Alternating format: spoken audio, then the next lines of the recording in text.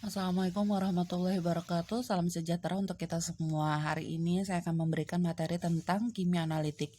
Kimia analitik yang berupa uji pengamatan atau uji pendahuluan organoleptik. Dalam bidang kimia analitik, suatu analisa harus melalui beberapa tahapan seperti pemilihan dan penyiapan sampel, perlakuan awal atau pre-treatment, pemisahan, pengukuran, dan analisa data kimia analitik. Kemudian, kimia analitik itu berupa organoleptik, pendahuluan kimia analitik berupa organoleptik, berarti kesan indera atau organ analisa organoleptik mencangkup aplikasi penglihatan, bau, rasa, sentuhan, dan kadang-kadang bahkan suara. Sampel diamati sifat-sifat fisik dan kimianya dengan beberapa metode analisa pendahuluan dengan tujuan mendapatkan informasi awal untuk menduga komponen yang terkandung di dalamnya.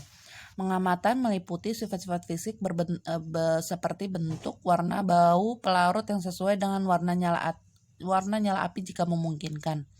Perubahan secara fisik dan kimia seperti dalam proses pelarutan dan pemanasan menjadi pengamatan yang penting dalam analisis pendahuluan. Harus disadari bahwa untuk melakukan analisis kualitatif yang cepat dan tepat diperlukan pengetahuan yang cukup mengenai sifat fisik bahan-bahan yang dianalisa.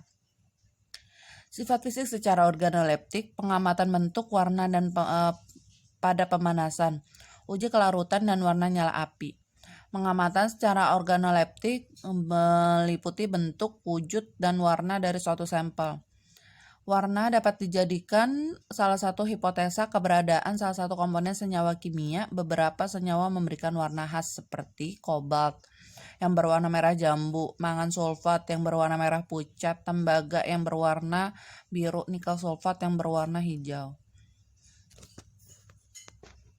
Kemudian selanjutnya setelah dilakukan pengujian organoleptik bentuk, warna, bau, dan rasa, kemudian kita melakukan uji kelarutan. Uji pelarut menggunakan pelarut tertentu seperti air, asam sulfat, asam nitrat pekat, HCl pekat, asam nitrat encer, dan yang satu lagi adalah air raja atau aqua raja.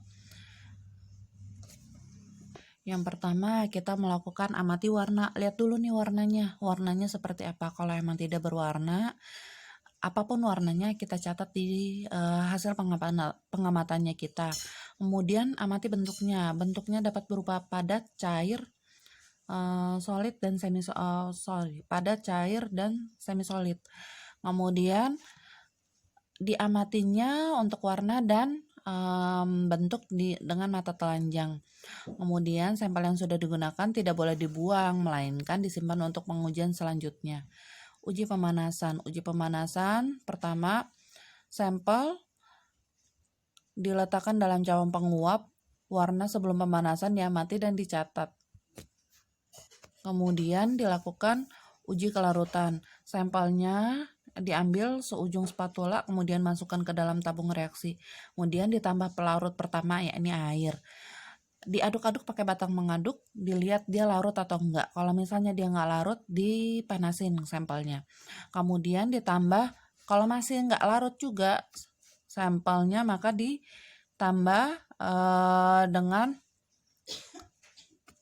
ambil sampel yang sama, kemudian ditambah dengan H2SO4 encer dalam keadaan dingin. Larutan H2SO4 encer dan sampel diaduk dengan menggunakan sendok pengaduk untuk memudahkan proses pelarutan. Apabila sampel garam belum juga larut, maka ditambah kemudian sampel yang tadi ditambah H2SO4 encer dipanasin. Kalau masih belum larut juga, sudah lupakan dengan H2SO4, ambil kembali dengan HCl tambahin HCl encer dulu, dilarutin. Kalau masih belum larut juga dipanasin. Terus begitu sampai menggunakan pelarut-pelarut yang sudah ada. Uji terhadap nyala api dengan cara menyelupkan kawat. Kita biasanya pakai ose, kawat platina, kemudian dicerupin dulu ke HCl pekat. Setelah dimasukkan ke HCl pekat, kemudian disentuhkan ke dalam zat yang ada diidentifikasikan. Masukkan ke dalam nyala api daerah oksidasi bawah. Kemudian amati dengan warna yang terbentuk dari apinya. Jadi kita lihat apinya warnanya apa. Uji mutiara boraks yaitu dengan cara manik borak. Jadi kita ose, kemudian kita isi dengan boraks. kemudian dibakar sampai dia berbentuk kristal, kemudian setelah dia berbentuk kristal dimasukkan ke dalam zat uji.